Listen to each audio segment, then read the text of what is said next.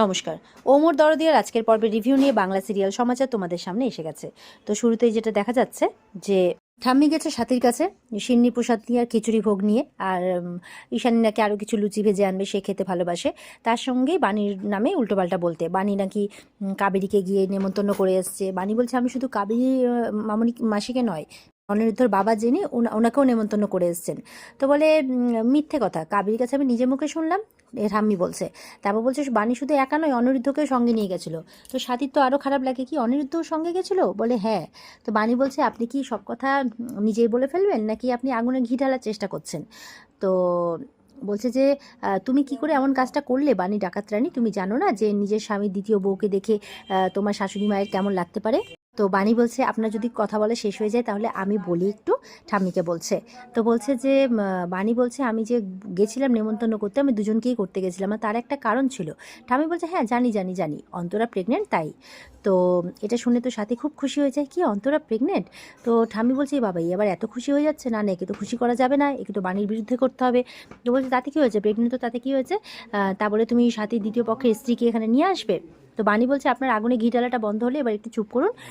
তখন ও শাশুড়িকে বুঝিয়ে বলছে যে মাসিমণি দেখো, এই সময়টাতে তো প্রত্যেক মেয়েদেরই তার মাকে প্রয়োজন হয়, তাছাড়া এই যজ্ঞে অন্তরের সাথে যারা যারা যুক্ত তাদের প্রত্যেককে এই যজ্ঞে থাকতে বলা হয়েছে।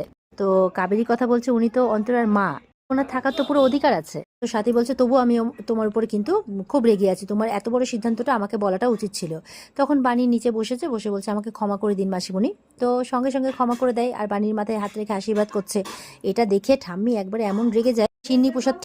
তো এটা দেখে ঠাম্মি এমন রেগে যায়, বিরক্ত হয়ে সিন্নি প্রসাদটা জোর করে এই যে খেয়ে নিও ওই বলে চলে যায়। তো বাণী বলছে আপনি আমাকে যে ক্ষমা করে দিলেন সেটা ওনার পছন্দ হয়নি, তাই চলে গেলেন। তো সাথীও হাসছে।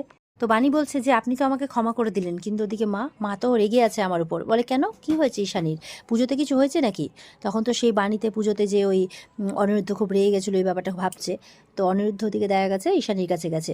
ঈশানীকে বলছে যে আমি তোমাকে কথা দিচ্ছি মাসিমণি যে আমি কখনো আর মৌলিকে অযথা কোনো কিছু বলবো না, আমি ওকে অপমান করব না।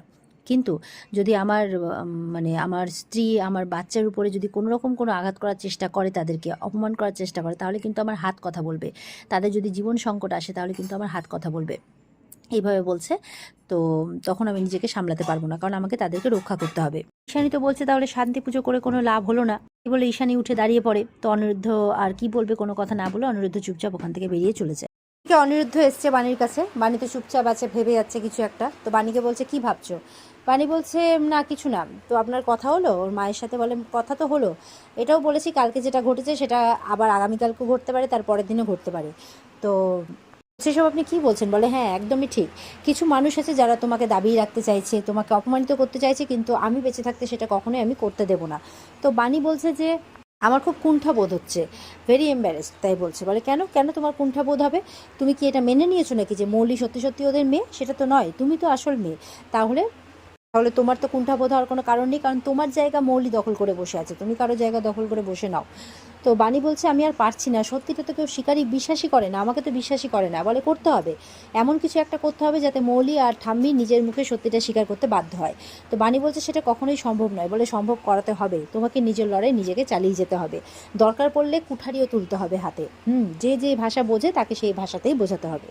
যারা ভুল করেছে তাদেরকে হার মানতেই হবে, আর যারা ভুল করেনি তাদেরকে হার মানা একদমই মানায় না। অনিরুদ্ধ বলছে বাণীকে। বাণী তো বলছে আমি মৌলিকে কিছুতেই জিততে দেবো না, আমি এই বাড়ির মাটি আঁকড়ে সবাইকে রক্ষা করব, আর ওদেরকে কিছুতেই জিততে দেবো না, ওদের মুখোশটা সবার সামনে টেনে খুলবো।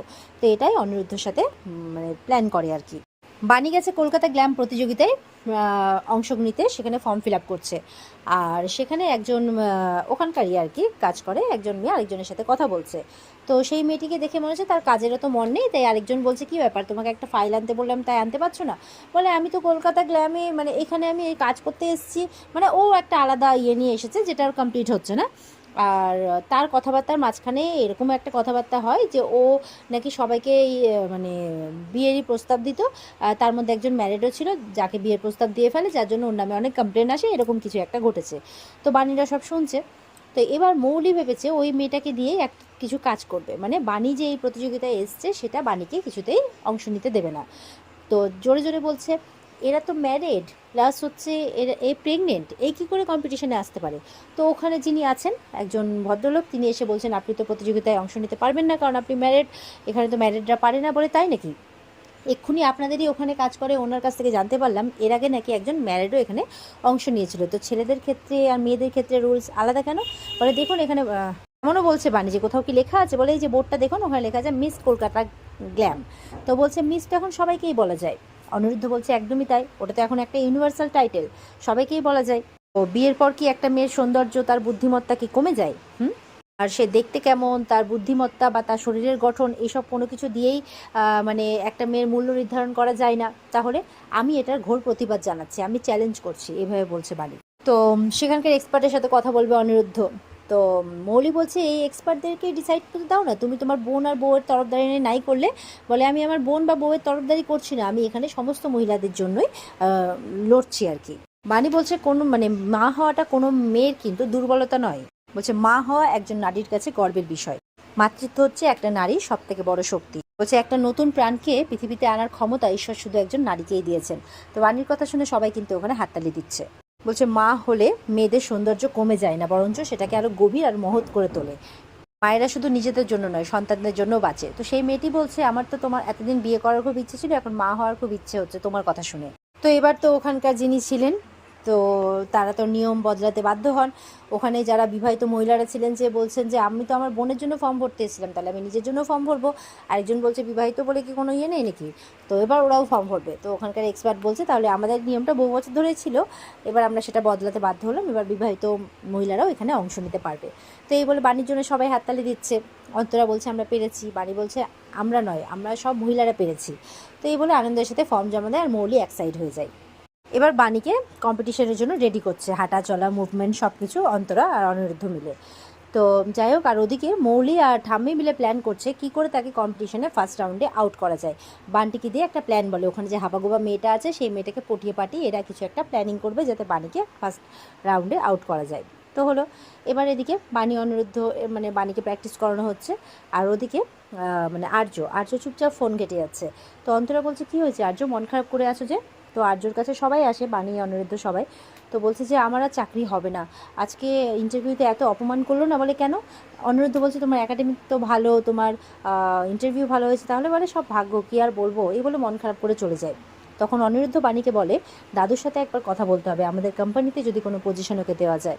বলে কিন্তু আর্য তো এইসব পছন্দ করবে না। বলে তবুও আমাদের একবার চেষ্টা করে দেখতে হবে। তো এমনটাই আলোচনা হচ্ছে, আর এখানেই কিন্তু আজকের পর্ব শেষ হয়ে যায়। তো এই ছিল আজকের পর্বের রিভিউ। ভালো লেগে থাকলে পর্বকে লাইক কমেন্ট করে জানাবেন, আমাদের সাথে জুড়ে থাকতে চ্যানেলকে সাবস্ক্রাইব অবশ্যই করবে। দেখা হচ্ছে তোমাদের সাথে আগামীকালকে, সবাই খুব ভালো থাকবে। আজকের মতো পর্বের রিভিউ এ পর্যন্ত, বিস্তারিত দেখতে অবশ্যই স্টার জলসার পর্দায় চোখ রাখবে। টাটা।